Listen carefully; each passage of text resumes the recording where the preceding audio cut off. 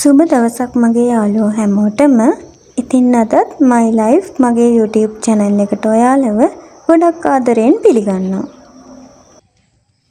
ගොඩාක් කාර්යබහුල රැකියාවක් කරන ගෘහිණියක් නම් ඔයාට තමයි මේ වීඩියෝ එක මම අරගෙන ආවේ. සෙනසුරාදා ඉරිදා ඉවර වෙලා අලුතෙන් සතියක් පටන් ගන්නවා කියන්නේ අපේ ඔළුවට ලොකු හිස රදයක් වෙනවා. ඒකට හේතුව තමයි ප්‍රධානයෙන්ම උයන එක. මොකද අපි උදේම ඇහැරලා උයලා පිහලා ඒ දේවල් කරලා තමයි ජොබ් එකට යන්න ඕනේ. රැකියාවට ගිහින් ඇවිල්ලත් කරන්න වෙන්නේ හවසට උයන පිහන වැඩේ. ඉතින් ඕවත් එක්ක අපි ලොකු පීඩනයකින් ඉන්නවා මේ අලුතෙන් සතිය පටන් ගන්නකොට. ඉතින් ඒ නිසා මම අද ඔයාලත් එක්ක කතා කරන්න යන්නේ අපි කොහොමද මෙන්න මේ පීඩණයෙන් මිදලා හරිම සතුටින් සතිය ගලාගෙන යන්නේ කියලා. ඉතින් අපිට පුළුවන් අපේ ඉරිදා නිවාඩු දවසෙන් පුංචි පැය දෙකක් වගේ වෙන් කරලා ඉවර වෙලා මුළු සතියේටම අවශ්‍ය කරන එළවලු ටික කපලා තියලා අවශ්‍ය කරන දේවල් සූදානම් කරගන්න. මාත් මේ කරන්නේ ඒක. මුලින්ම මම කරන්නේ සතියේටම අවශ්‍ය පොල් ටික ගාලා ඉවර කරගන්නවා. ඒකෙන් කොටසක් මුල් දවස් ටිකේ ගන්න පොල් ටික මම ෆ්‍රිජ් එකේ යට කොටසේ තියාගන්නවා. ඉතුරු ටික මම ෆ්‍රිජ් එකේ උඩ කොටසේ තියලා තියෙනවා. අවශ්‍ය වෙනකොට අරගෙන උණු වතුර ටිකක් දාලා මිරිකලා ගත්තාම කිසිම ප්‍රශ්නයක් වෙන්නේ නැහැ. ඊට පස්සේ මම කරන තවත් වැඩක් තමයි මගේ කෑම වේල මම නිතරම සූදානම් කරලා තියාගන්නවා. ඒකට අවශ්‍ය කරන මොනවාද මම උයන්නේ කියලා මම මුලින්ම සතියේ ඉරිදා දවසේ ප්ලෑන් කරගන්නවා. ප්ලෑන් කරලා ඉවර වෙලා මම ඒ දේවලු සූදානම් කරලා තියාගන්නවා. ඔය ඉතින් ඔයාලට පේන්නේ මම සතියේ එක දවසක් පිට්ටු හදන්න ප්ලෑන් කරලා තියෙනවා රැයට. ඒකට අවශ්‍ය මිශ්‍රණේ අනලා මම කප් එකක දාලා ඉවර වෙලා ෆ්‍රිජ් එකේ උඩ කොටසේ තියලා තියාගන්නවා. එතකොට මට අවශ්‍ය වෙලාවට ඒක අරගෙන පිටු ටික තම්බලා ගන්න පුළුවන්. කිසිම ප්‍රශ්නයක් වෙන්නේ නැහැ.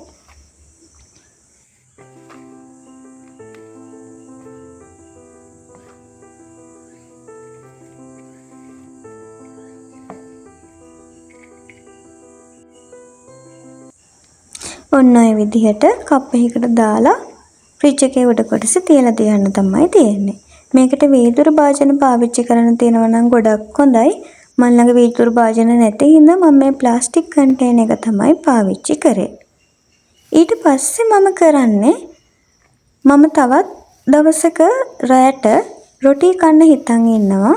ඒ හින්දා මම ඒකත් අනලා කරලා තියලා තියාගන්න තමයි යන්නේ.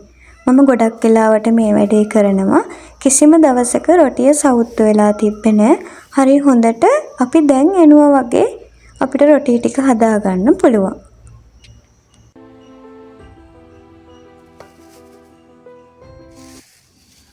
මේ සතිය නම් මම ගොඩක් දුරට කුරක්කන් වලින් කෑම හදන්න උත්සාහ කරනවා. ඒ හින්දා මම පිට්ටු වලට පාවිච්චි කරෙත් කුරක්කන් පිටි. ඒ වගේම තමයි රොටි හදද්දිත් මම කුරක්කන් පිටි ටිකක් පාවිච්චි කරනවා.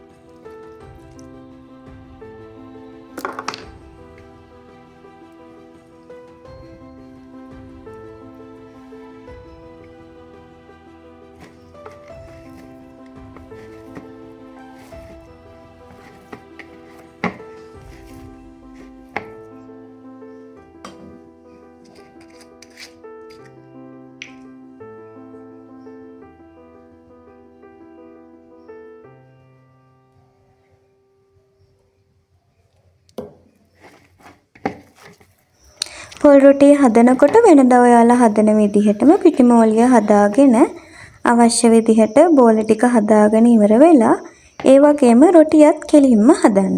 මේක තමයි ලේසිම වැඩේ. මම ওই විදිහට රොටි එකත් රවුමට හදලා ඉවර වෙලා ලන්ච් ෂීට් එකක් උඩ ඕක තියලා හොඳට ලන්ච් ෂීට් එකෙන් වහලා ෆ්‍රිජ් එකට දාලා තියෙනවා.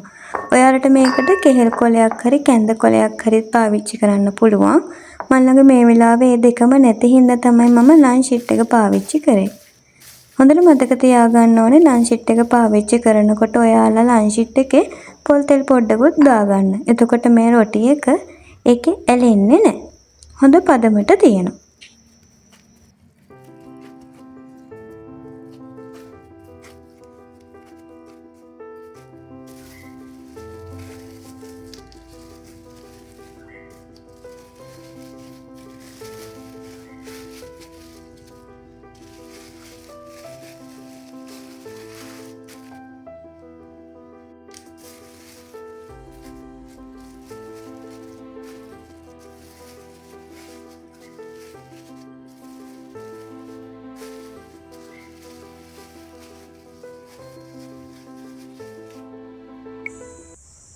දැන් මේ මම කරන්න යන්නේ මගේ මේ සතියට අවශ්‍ය කරන හාල් මැස්සෝ ටික ඔලු ටික කඩලා සුද්ධ කරලා ඒ ටික තෙලෙත් පැදලා තියාගන්න තමයි යන්නේ.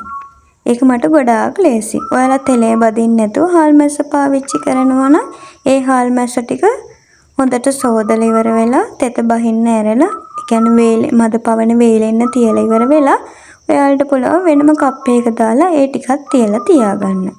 මේ වැඩේ ගොඩාක් ලේසි. උයන්න යනකොට ඔයාලට මේ දේවල් වලට තමයි ගොඩාක් වෙලා යන්නේ.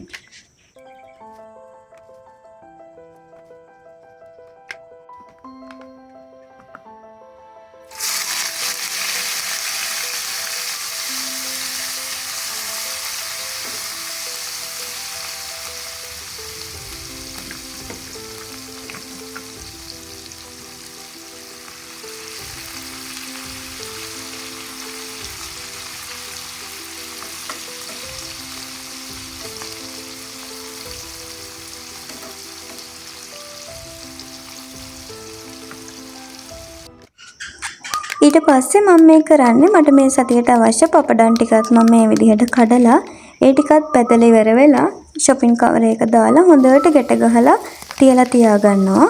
මේකට ෆ්‍රිජ් එකේ දාලා තියාගන්නත් පුළුවන්. නැත්තම් නිකන් හොඳට සීල් වෙන වාතය යන්නේ නැති වෙන්න පැක් කරලා ඉවර වෙලා තියාගන්න පුළුවන්. කිසිම දෙයක් වෙන්නේ නැහැ. මේ වැඩෙන් ඔයාලට කාලයක් ඉතුරු වෙනවා. ඒ වගේම තමයි තෙල් ප්‍රමාණයත් ගොඩාක් ඉතුරු වෙනවා. ඒකෙන් ඔයාලගේ පර්ස් එකටත් ගොඩක් වාසි. ඊට පස්සේ මම මේ කරන්නේ මට මේ සතියට අවශ්‍ය කරන ලූණු ටික, සුදු ලූණු, මිරිස් ඔය ටිකත් මම සුද්ධ කරලා තෙත මාත්තු කරලා බොක්ස් වලට දාලා තියාගන්නවා. ඉතින් මේ වගේ වැඩ කරනකොට ඇත්තටම පුංචි පුංචි දේවල් වලටනේ අපිට වෙලාව යන්නේ. ඒ වෙලාව ඔක්කොම ඉතුරු වෙනවා.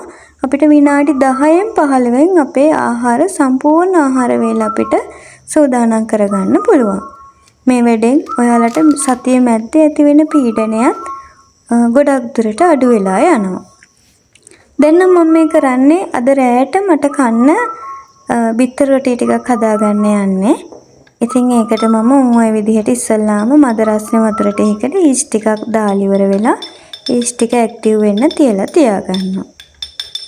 ඊට පස්සේ ඊස් ටික ඇක්ටිව් වුණාට පස්සේ මම ඒ ටික පාන් පිටි වලට දාලා අවශ්‍ය පදමට ලුණු දාලා තෙල් ටිකක් දාලා හොඳට පිටිමෝලිය අනලා තියාගන්න තමයි මේ යන්නේ.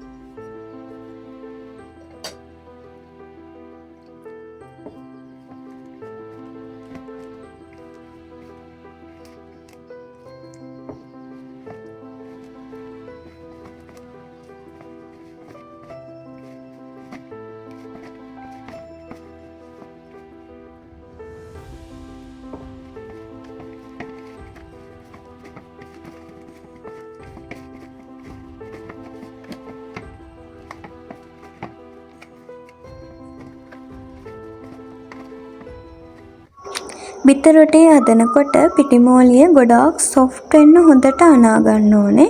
විනාඩි 5ක් විතර ওই විදිහට නීට් කරාම හරියම සොෆ්ට් ගතියට එනවා මේ පිටිමෝලිය.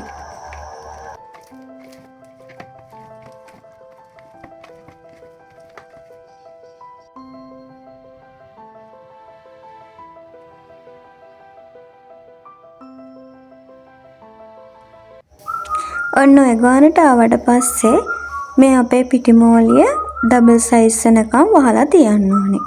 වහලා තියලා පිටිමෝලිය ඩබල් සයිස් වුණාට පස්සේ ඔයාලා මේකෙන් තියෙන හුලන් ටික අහපව ඇරලා ඉවර වෙලා පුංචි පුංචි බෝල වලට මේ පිටිමෝලිය කඩා ගන්න තමයි තියෙන්නේ.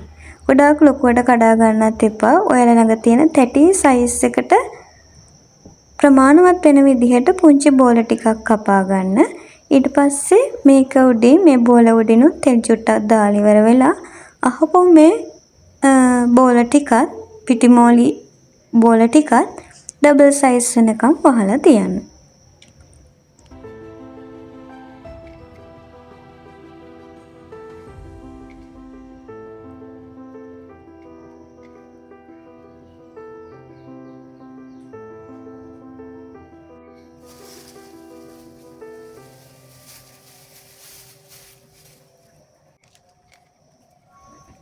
ඊට පස්සෙත් ඔන්න ඔය විදිහට චුට්ටක් ඕවා ටික පැතලි කරලා ඉවර වෙලත් අහපව් විනාඩි 10ක් විතර තියලා තියාගන්න හොඳට පිපෙන්න.